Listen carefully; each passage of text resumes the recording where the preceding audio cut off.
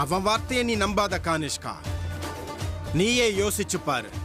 உன் உதவி இல்லாம நான் அந்த நாகமணியை அடையவே முடியாது. அந்த நாகமணி எங்க இருக்குன்னு எனக்கு தெரிஞ்ச உடனே உனக்கு நான் சொல்லாம இருப்பேனா? ரொம்ப நாளா நான் காத்துக்கிட்டு இருந்த அந்த தருணம் இதோ நாளைக்கு ராத்திரி தான் வரப்போகுது. வரட்டும், அதுக்காக தான் நான் ஆவலா காத்துக்கிட்டு இருக்கேன். என்னுடைய ஆசைகள் நிறைவேறக்கூடிய காலம் நெருங்கிக்கிட்டே இருக்கு. நாகமணி என்னைக்கு இருந்தாலும் வாசுகி வம்சத்தோட சொத்து. வா, அது மட்டும் என்னைக்குமே நடக்காது. நாகமணி என்னைக்கு இருந்தாலும் இந்த தக்ஷக வம்சத்துக்கு தான் சொந்தம். உடனே பகல் கனவு காணாத. என்ன அமிர்தா, பாவம் அவன் அவ்வளவு தூரம் கேட்டுட்டு இருக்கா, நீ ஊன்னு சொல்லக்கூடாதா? அதுவும் இல்லாம புதுசா கல்யாணம் ஆன பொண்ணு நீ தனியா கோவிலுக்கு போனேன்னா பாக்குறதுக்கு நல்லா இருக்கும். சொல்லு. அது மட்டும் இல்லங்க, சாமிக்கு தேங்காய் உடைச்சு நானும் நிறைய விஷயங்களை வேண்டிக்கணும். நாம ஒன்னா போலாம், ஆனா தனித்தனியா வேண்டிக்கலாங்க. நான் உங்க பூஜையில குறுக்க வர மாட்டேங்க. ஓகேவா? சரி, உங்க இஷ்டம். இனிமே என்ன, கிளம்புப்பா. அதான் உன் தேவதை வரம் கொடுத்துட்டால.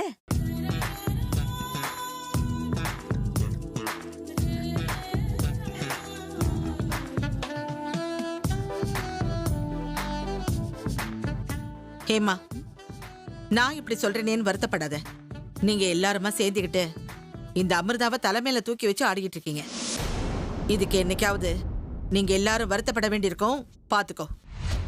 என்ன அத்தை, ஏன் நீங்க எப்ப பார்த்தாலும் இந்த பொண்ணு மேல இவ்வளவு கோவத்தை காட்டுறீங்க? மனசுல இருக்கிறதா வார்த்தையா வரும்னு சொல்லுவாங்க.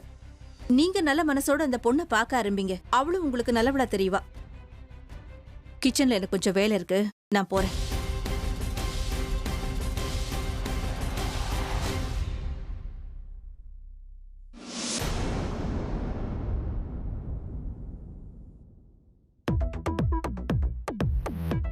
ஏங்க அமிர்தா, அதேனா அதே நீங்க அதே கார் செட்டுங்க.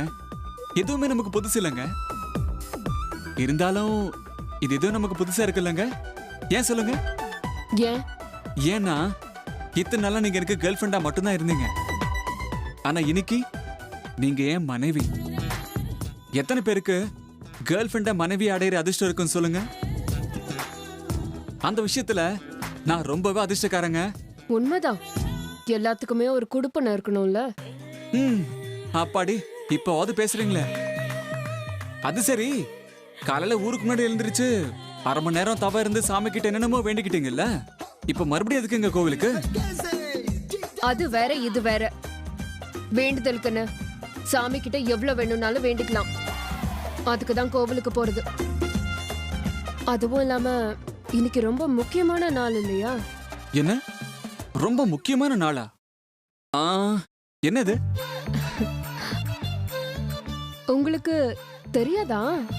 தெரியாதுங்க, எனக்கு எந்த ஐடியாவுமே இல்ல. நான் எல்லாத்தையும் மறந்துட்டேங்க. நீங்களே சொல்லுங்களேன், இன்னைக்கு அப்படி என்னங்க ஸ்பெஷல்? அதான் இன்னைக்கு இன்னைக்கு இன்னைக்கு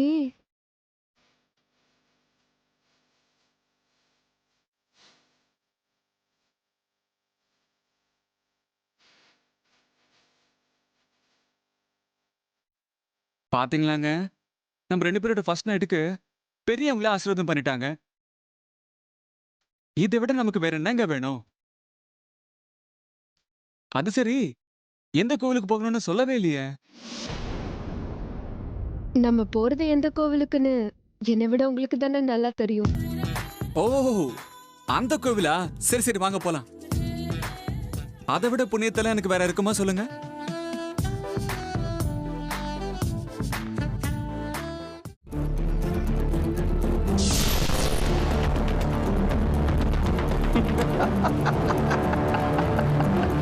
மகா குருதேவா, இன்னமும் அங்கேயேவா தொங்கிக்கிட்டு இருக்கீங்க? சொல்லுங்க, என்ன முடிவு பண்ணிருக்கீங்க? எந்த முடிவை பத்தி நீ கேக்குற கானிஷ்கா? முடிவு பண்றது நாம இல்ல, அந்த ஆண்டவன். முதல்ல உங்க நாடகத்தை நிறுத்துங்க. அந்த நாகராணி எங்க இருக்கான்னு சொல்லுவீங்களா மாட்டீங்களா? மாட்டேன், நான் சொல்ல மாட்டேன். அப்படின்னா சாகுற வரைக்கும் இப்படியே மரத்துக்கு கீழே தொங்கிக்கிட்டே இருங்க. இங்கதான் உங்களுக்கு மரணம். இப்படியே தொங்கிக்கிட்டே இருந்து கடைசியில செத்து போய் இந்த மரத்தோட மரமா தொங்கிக்கிட்டே இருங்க. அந்த அளவுக்கு உனக்கு அகங்காரம் இருக்கா கானிஷ்கா?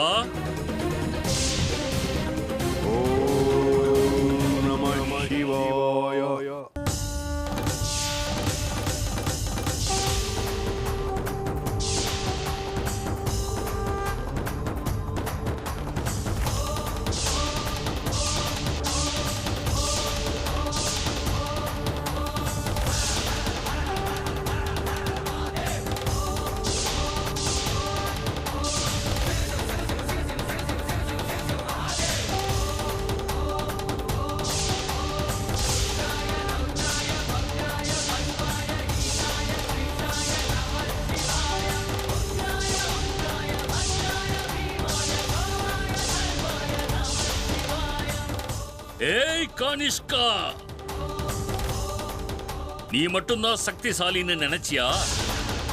அப்போ உன்னோட கை மேலோங்கி இருந்தது. ஆனா இப்ப என்னோட முறை.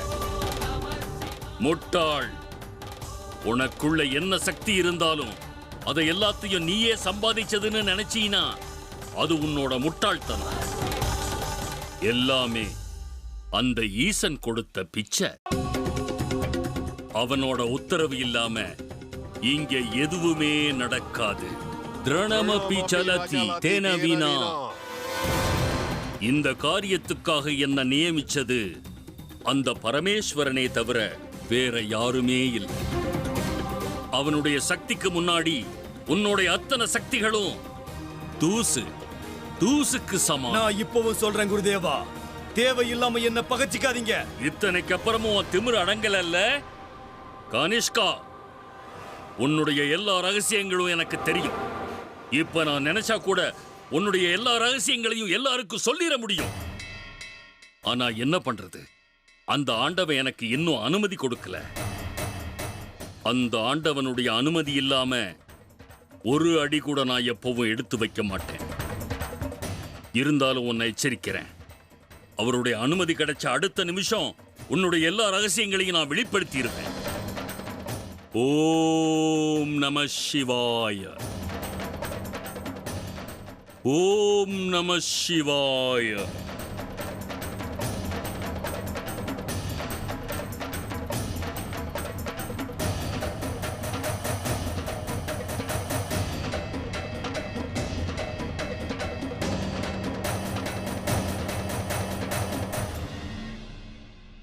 ஹலோ, யாரு?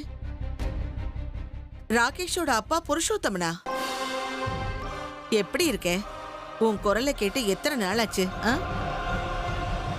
நானும் நல்லா இருக்கேன், வீட்டுல எல்லாரும் நல்லா இருக்காங்க. ஆமா, அண்ணி எப்படி இருக்காங்க?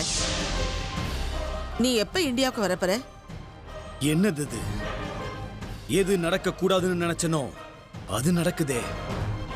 இத்தனை நாளா நான் தான் ராகேஷ்னு இவங்களை நம்ப வச்சிட்டேன். இப்ப என்னடானா எனக்கு ஆபத்து ஏற்படக்கூடிய அறிகுறி தெரியுது. இப்ப என்ன பண்றது? அவன் வந்துட்டா நான் யாருங்கிற உண்மை தெரிஞ்சிடுமே. இதுக்கு ஏதாவது பண்ணணும், இதுல இருந்து தப்பிச்சாகணும். ஆனா எப்படி? என்ன ராகேஷ் நாளைக்கு ஊருக்கு வரானா? என்ன நான் சொல்றேன் இங்க?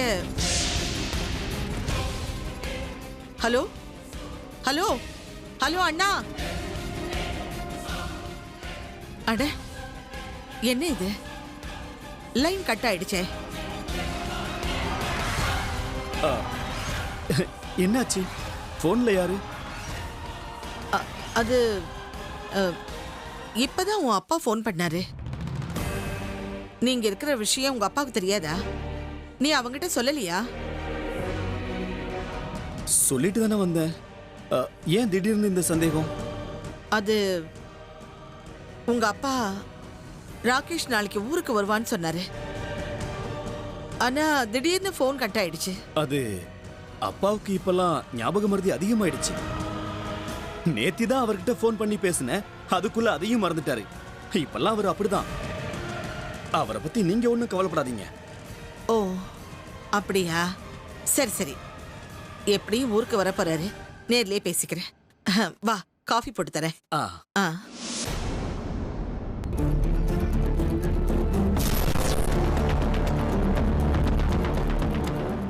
இவங்களை எப்படியோ நம்ப வச்சிட்டேன்.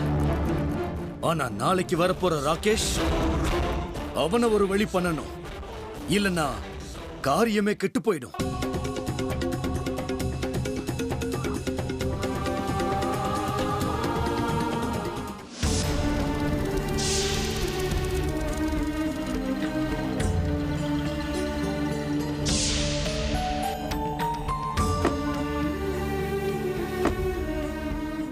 வாவ், இந்த கோவிலை பார்க்கும்போது நம்ம ஃப்ளாஷ்பேக்லாம் ஞாபகம் வருதுங்க.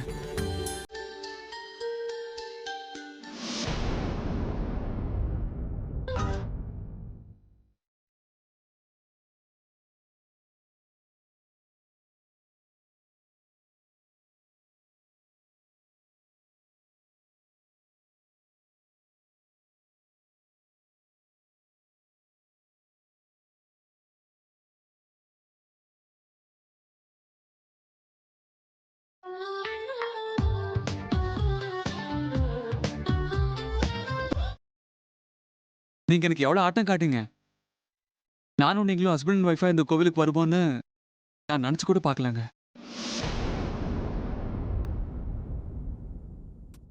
உங்களுக்கு எதுவுமே தோணலையா? நேரமாச்சு, உள்ள போய் சாமிக்கு நமஸ்காரம் பண்ணலாம் வாங்க.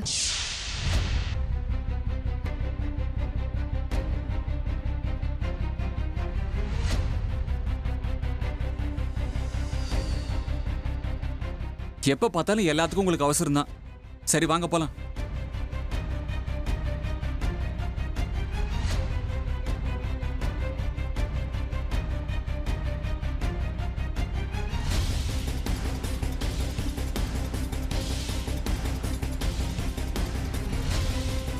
டேய் வாங்கடா, பாம்பு இங்க இருக்கு.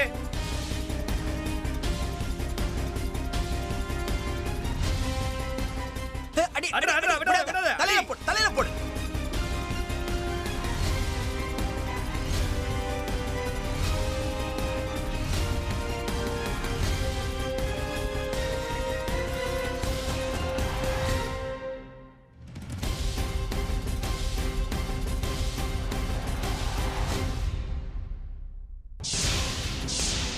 இதோட கதை முடிஞ்சிருச்சு.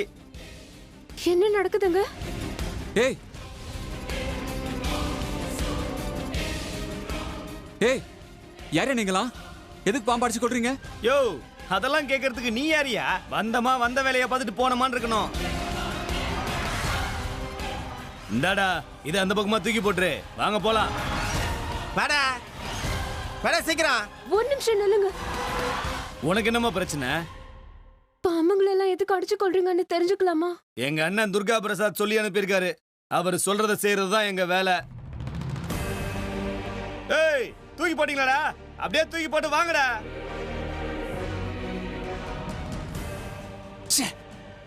எவ்வளவு கேவலமான ஜனங்க. பாவம் அந்த பாம்பு. இவங்களுக்கு என்ன பண்ணிடுச்சுன்னு சாவடிச்சிட்டாங்க. ஓம் நம சிவாய.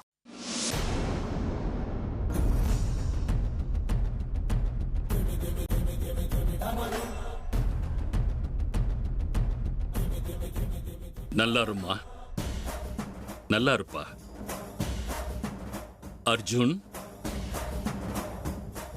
நான் கொஞ்சம் அமிர்தா கிட்ட பேசணும். புரியுது, நீங்க பேசுங்க. அமிர்தா, என் கூட வாம்மா.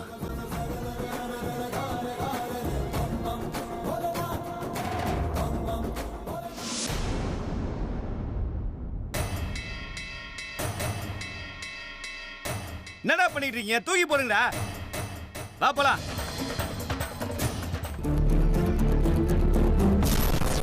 என்ன பண்றது, என்ன பண்றது? புதுசா ஆபத்து வந்த மாதிரி இருக்கே. எப்படியோ கஷ்டப்பட்டு நான் தான் ராகேஷ் இந்த குடும்பத்தை நம்ப வச்சுட்டேன். இப்ப வந்து யாரோ உண்மையான ராகேஷ் வந்துகிட்டு இருக்கானாமே. ச்சே, இந்த நேரத்துல தான் அவன் வரணுமா? ஒருவேளை அவன் இந்த வீட்டுக்கு வந்துட்டா நான் யாருங்கிற உண்மை இங்க எல்லாருக்கும் தெரிஞ்சிருமே. என்ன வீட்டை விட்டு துரத்திடுவாங்க. அப்புறம் நாகராணியை நான் வேட்டையாடுறது, நாகமணியை நான் தேடி பிடிக்கிறது எதுவுமே நடக்காம போயிடும். எல்லாமே வீணா போயிடும்.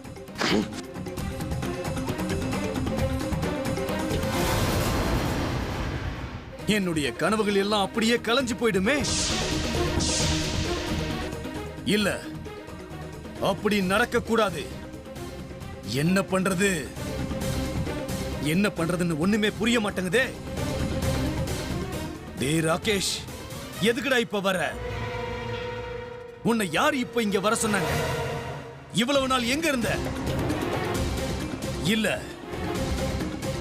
அவனை இந்த வீட்டுக்குள்ள வர விடக்கூடாது, விடக்கூடாது. ஆமா, அவனுக்கு ஏதாவது ஒரு ஏற்பாடு பண்ணித்தான் ஆகணும். பண்றேன், ஏற்பாடு பண்றேன்.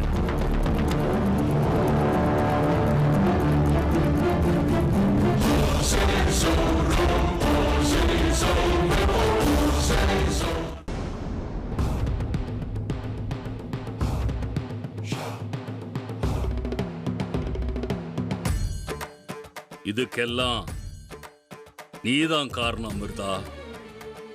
நானா? நான் எப்படி காரணமாவேன் குருதேவா? நீங்க என்ன சொல்ல வரீங்க? அந்த துர்கா பிரசாத் உன்னை தேடிக்கிட்டு இருக்கான். நாகராணி நாகமணியை தேடி வந்திருக்கான்னு அவனுக்கு தெரிஞ்சு போச்சு.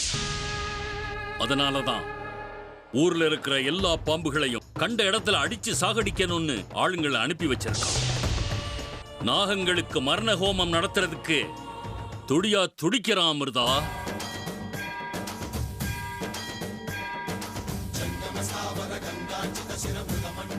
யார் அது? யார் இந்த துர்கா பிரசாத்? அவன் ஒரு பெரிய துஷ்டன். அந்த ருத்ரனை நாகமணியை தேட சொன்னதே அவன்தான். அவன்தான் நாகமணியை முத அடையணும்னு ஆசைப்பட்டான்.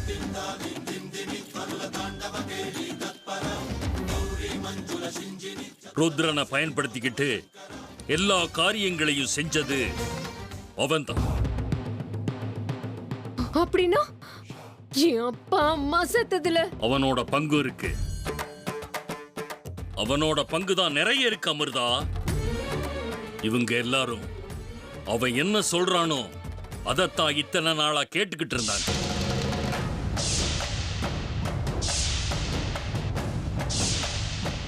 உனக்கு இன்னொரு விஷயம் தெரியுமா அமிர்தா? அந்த பைரவன் கூட இவனோட ஆளுதான். தன்னுடைய சக்திகளால நாகமணியை தன் வசப்படுத்திக்கலாங்கிற ஆசையில இருக்கான் அந்த துர்கா பிரசாத்.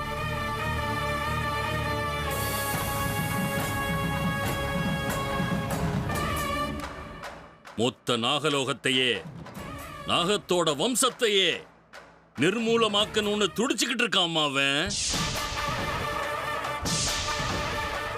ஜாக்கிரதை. என்னோட எதிரிங்க பட்டியல்ல ஒரு புது பேர் சேர்ந்திருக்கு. அவன் யாரா வேணா இருக்கட்டும் குருதேவா, கணக்க தீர்க்க வேண்டிய நேரம் வந்தாச்சு. அவன் எப்பேற்பட்டவனா இருக்கட்டும், அவனையும் தேடி கண்டுபிடிச்சு நான் கொல்லுவேன். விட மாட்டேன், ஒருத்தரை கூட விட மாட்டேன். என் அப்பா அம்மா சாவுக்கு காரணமான அத்தனை பேரையும் நான் பலி கொடுத்தே தீருவேன். இன்னில இருந்தே அந்த காரியம் ஆரம்பிக்க போகுது குருதேவா. எல்லாம் ஈசன் விருப்பம். ஓம் நம சிவாய. ஓம் நம சிவாய.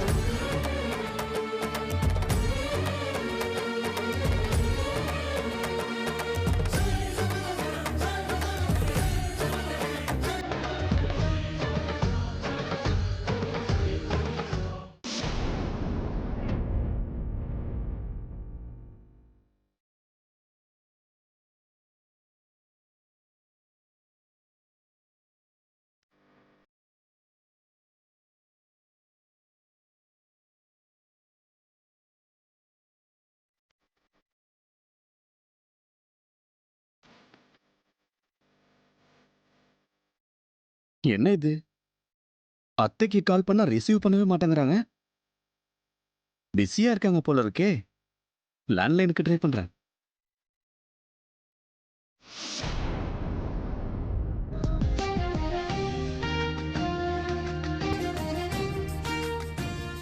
அத்தை ரொம்ப பிஸியா தான் இருக்காங்க போல இருக்கு.